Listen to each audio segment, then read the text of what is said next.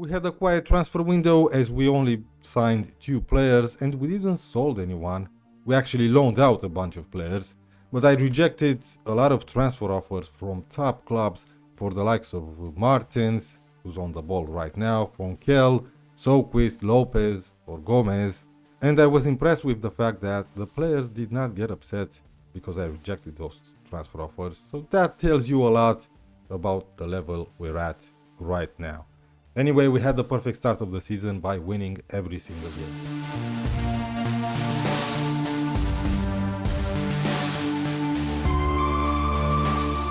Alright, welcome back to Academica. It's the beginning of season number 9, and like I said, we didn't sold anyone except for Luis Ramos, who last season was a squad player. He went to Cadiz for 1.1 million, and we got a lot of money from loans. Matt Benson to Celta Vigo, Luis Sica to Nantes. We have Eder Bonilla and Mamadou Chouda, both out on loan to Sevilla, Marco Jovanovic to Monaco, and we also loaned out Bruno Alves to Vitória de Guimarães. We managed to pick up Tom Stansfield, a 20-year-old central defender, on a free. Last time at Manchester City, he didn't play a single game there. He has a lot of potential. He looks pretty great already. He's going to be a squad player, of course. This guy was signed by my director of football. Great mentals, to be fair, a Turkish 20-year-old. And the big transfer, and an important one, Alex Borelli from River Plate for 28 million, that can rise up to 42. The 23-year-old looks absolutely insane on 98k per week. Yes, we're pushing to that 100k barrier, and I believe sooner than later we're gonna start having players with wages over 100k per week. Anyway, we had a fantastic start of the season. Lopez already scored 9 goals in 6 appearances. That's absolutely fantastic. I've also promoted Cyril Burtan, an 18-year-old Croatian that came through our youth system 2 seasons ago. Last season he had 49 appearances for our B squad, scored 18 goals. That's not bad at all. He looks pretty decent. One for the future. He's going to be back up, of course, and that's about it. That's all I did this summer. You already know Christian Belzer, a 17-year-old central defender that I promoted last season. He was 16 back then, and I was thinking of locking in Hizzy in that central defender role, because I think if I give this guy a full season, by the end of it, he's gonna be a 4-star ability player.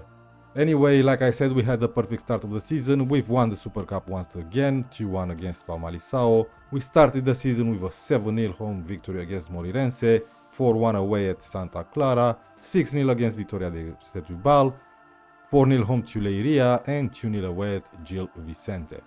We had a tough draw in the Champions League phase, as we're gonna start with 2 home games against Chelsea and Napoli, then 4 away games in a row at Lens, Villarreal, Manchester City and Newcastle, and we'll end with 2 home games against Dynamo Zagreb and Sevilla. We need to get 12 points from these home games in order to even dream of top 8. But I think we're gonna get to play a playoff once again. Anyway, we still have 81 million in the transfer budget and 200k per week to spend in our wages, and I can increase that. I think by January I'll have to give these players some new contracts.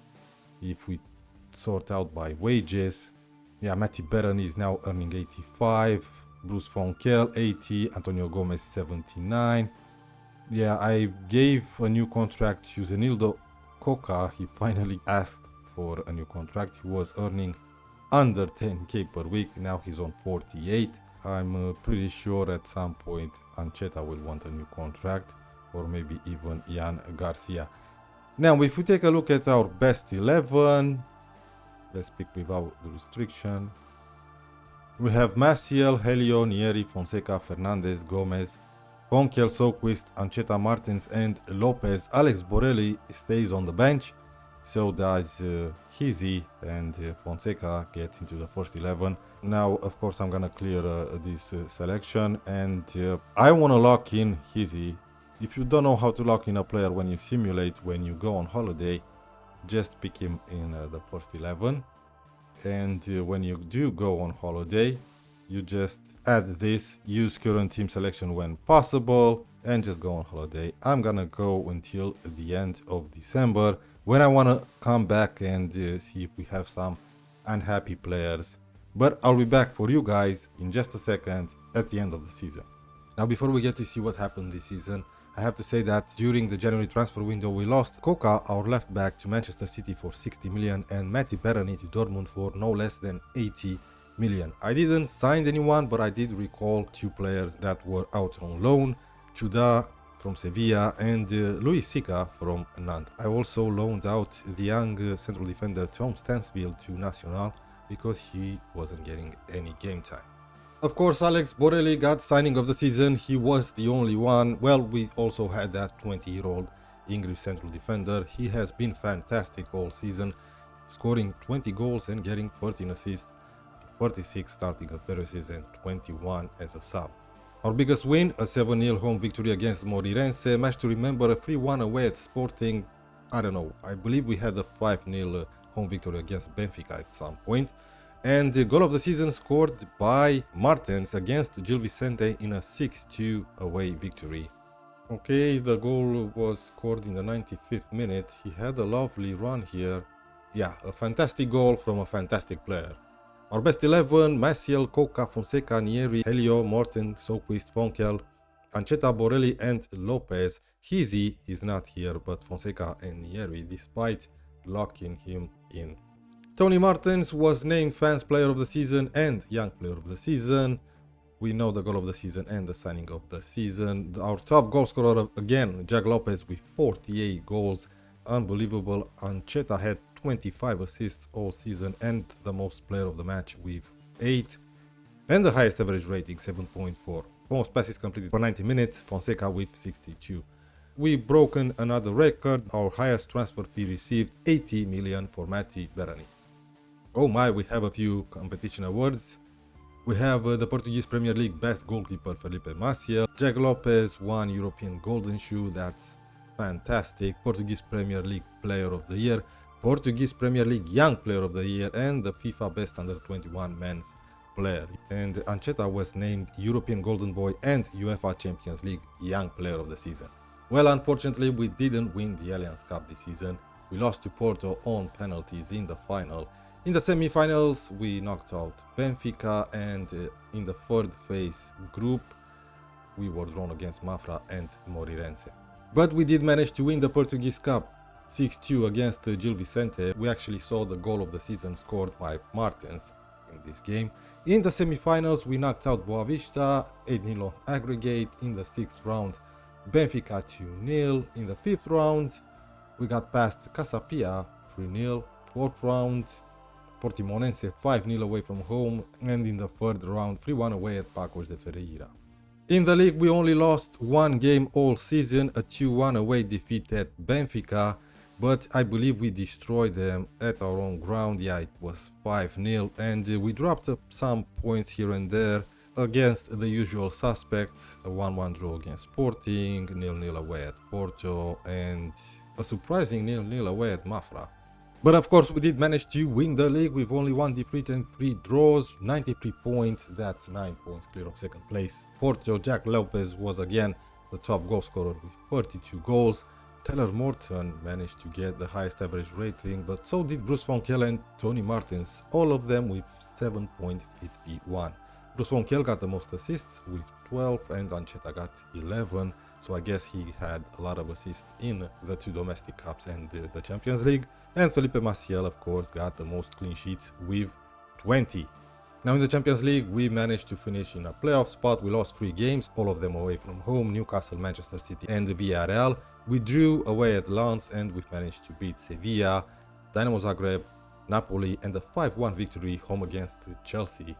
In the playoff round, we didn't have any trouble knocking out Celtic 5-0 on aggregate. We've been drawn in the round of 16 against Bayern Munich, and even though we lost the second leg 2-1, we've won the first leg 4-0, 5-2 on aggregate, and we managed to qualify to the quarterfinals, where we met AC Milan, and we've managed to qualify on penalties. It was a tough draw. We lost the first leg, but we've made it all the way to the penalties, and we got through to a spectacular semi-final against PSG.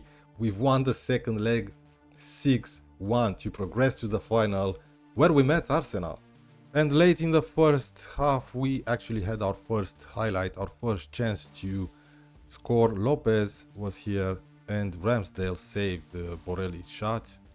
After that, the game went quiet until the 59th minute when Lopez managed to score, but of course it was ruled out for offside. It ended 0-0 after 90 minutes and it went into extra time when Larkin here made a stupid mistake from Arsenal and Martins managed to score the only goal of this final. And so we've managed to lift the Champions League trophy after extra time in a nervy game against Arsenal 9 seasons into the save. That's absolutely fantastic. Now here's some player stats for you. The most appearances, Jack Lopez with 52. He actually scored 48 goals. How many did he score in the league? 32 in 32 appearances with an average rating of 7.44. That's insane. Ancheta played a lot, so did Fonkel, Soquist, Hizzy, who I locked in, but he had an average rating just under 7, and he managed to increase his ability to 3-star, not 4-star ability like I predicted. Cyril Bertin, the 18-year-old striker, made one appearance as a sub. Chuda, after I recalled him, played 15 times, scored 2 goals and had a couple of assists. Belter, the 18-year-old central defender, actually made 6 starting appearances. Milos Petrovic played alright, played a lot as a sub, 10 goals and 7 assists for him. Luis Sika, who I recalled, had 9 starting appearances. Jan Garcia didn't really play too much, he only scored 9 goals and got 3 assists, but he's still an amazing player. Klepac also did alright, and so on. Goal scorers, Jack Lopez 48 with 3 assists. Ancheta got 23 goals and 25 assists. Unbelievable in 51 starting appearances. Tony Martins 21 with 13, Borelli 20 with 13, Bruns Fonkel 16 with 14, Soquist 14 with 17 assists, 10 goals and 7 assists for Petrovic. Assist wise, yeah, like I said, Ancheta, Soquist, Fonkel. Tyler Morton also had 14 assists, 13 for Andre Fernandez, who developed into a fantastic right back. Yeah, we have Alex Borelli developing really well. He's actually a star player now. His reputation is worldwide, elite winger. But let's take a look at our main man up front, Jack Lopez. Fantastic attributes. Elite striker indeed. The guy is world class. Now, if you're curious about finances, we have over 160 million to spend and a great wage budget. And if you're wondering about the player that came through the youth system, we have 2 elite talents. Fabio Correira, who's an inverted winger, plays on the right. He looks pretty decent for a 15-year-old. And Isaac Abraham, this guy definitely looks like one of those youngsters that can develop into a world-class winger. Anyway, I'm gonna stop the save here. I think it's enough. We'll end it on a high by winning the Champions League, of course. I'm an old-fashioned type of player. I like to take control of every single game throughout a season. Now, I simulated not only because I wanted to see how far these players could go, but I also wanted to test how long it will take me to simulate through an entire season and your reaction to this type of videos. And it was alright, it's acceptable. Now, if you think about it, I went through the entire FM24 with just 3 saves: Liverpool, Valencia and Academica. I don't think it's enough. So that being said, on FM25 I'm planning to have a series when I take a different club and I rebuild it by simulating every season.